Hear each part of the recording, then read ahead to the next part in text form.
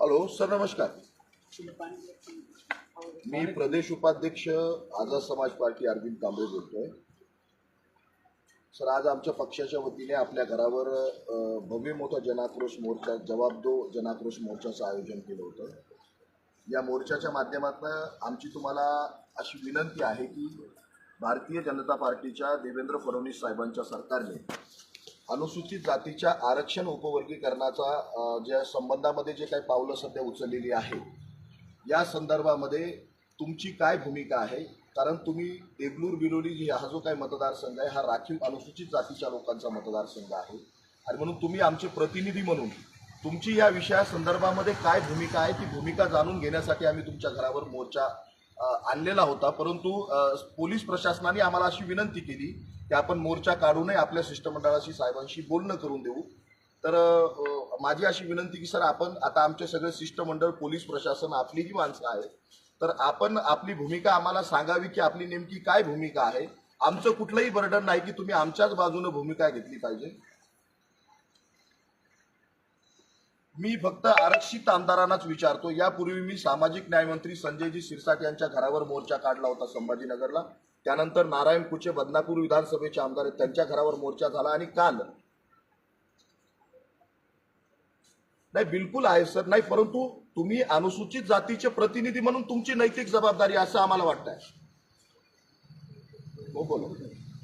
हो हो बोला.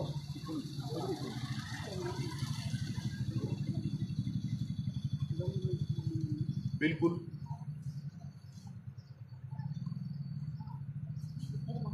नक्कीच राहतात, बरोबर.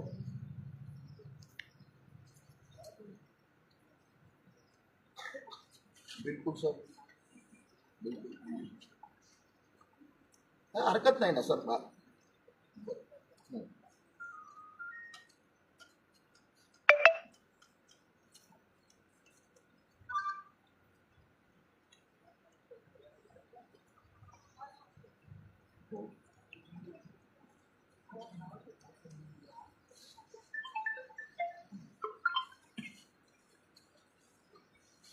सर, मी फक्त एक स्पष्ट करू इच्छितो की बाबासाहेब आंबेडकरांनी 341व्या कलमानुसार भारतीय संविधानामध्ये आरक्षण दिलेलं आहे.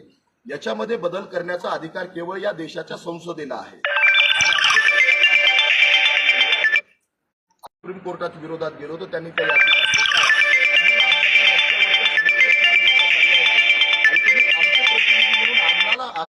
जातीय दंगली निर्माण होत आहेत, भांडणं होत आहेत, महापुरुषांची बदनामी केल्या जात आहे. तर हा वर्गीकरणाचा विषय करू नये, हा वर्गीकरण तात्काळ रद्द करावं, हीच एवढीच विनंती सर आपल्याला. हा सर बोला. बोला सर, बोला. आवाज येतोय मला, बोला सर.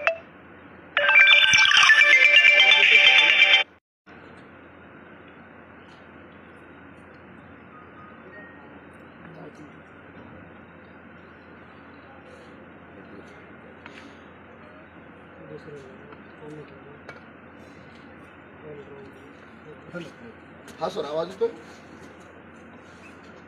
हॅलो.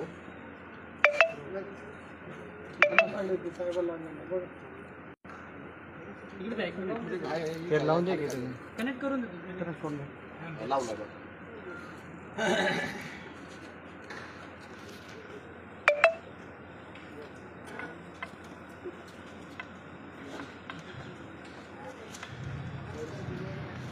सर, आमची कळकळीची विनंती एवढीच आहे सर की आपण हे वर्गीकरण होऊ देऊ नये. आपण विधानसभेमध्ये आपल्या वतीनं तसा ठराव मांडावा, आपण तसा आवाज उचलावा आणि हे बिलकुल सर, बिलकुल नक्की sir. Okay okay, thank you sir, धन्यवाद.